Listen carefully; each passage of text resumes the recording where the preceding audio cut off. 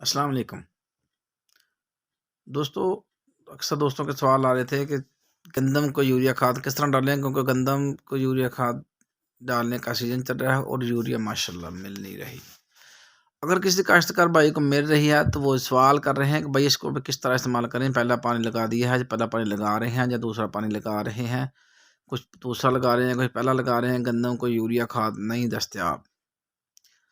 जो दोस्त जिनको मिल रही है वो तो डालें, उनके लिए तरीक़ाकार क्या है, वो जो उनके सवाल आ रहे हैं, सवाल ये है कि गंदम को यूरिया खाद का इस्तेमाल किस तरह करें? तो प्यारे भाई, इसके लिए 3 तरीके हैं। सबसे पहला तरीका ये है कि आप गंदम को पानी लगा दें, उसके बाद गप में, गारे के अंदर आप इसको छटा करें। तो कुछ दोस्तों को सवाल होता है कि भाई गारे के अंदर छटा नहीं कर सकते, हमारी रकबा ज़्यादा है, हम ये काम नहीं कर सकते, ये काम मुश्किल है। कोई और तरीका, दूसरा तरीका जनाब ये है कि आप इसको पानी लगाने से पहले छटा करें। लेकिन दूसरा तरीका है थोड़ा नुकसानदेह है कि अगर आप इसको छटा कर देंगे ऐसे ही तो ये उड़ जाएगी, इसका नुकसान होगा आपको। ये ये खाद खाद जो है उड़ जाती है, इसका फिर असरात कम हो जाते हैं। इसलिए प्यारे भाई, आपने अगर पानी लगाने से थोड़ी देर पहले ही आपने इसको छटा करना। अगर ये भी नहीं कर सकते तो तीसरा तरीका, सबसे आखिरी तरीका जो है वो ये है कि आपने को ड्रम ले लेना, उसके अंदर इसको मिक्स करके गोल कर आपने टूटी लगाकर उसको वाल लगाकर आपने उसको फ्लड कर देना है।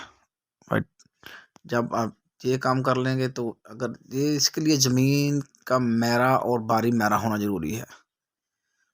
अगर आपकी ज़मीन मैरा और बारी मैरा है तो फिर तो आप लोग छटा कर सकते हैं, पहले भी कर सकते हैं, फ्लड भी कर सकते हैं। लेकिन अगर आपकी ज़मीन रेतली है तो फिर आप ये 2 तरीके इस्तेमाल ना करें।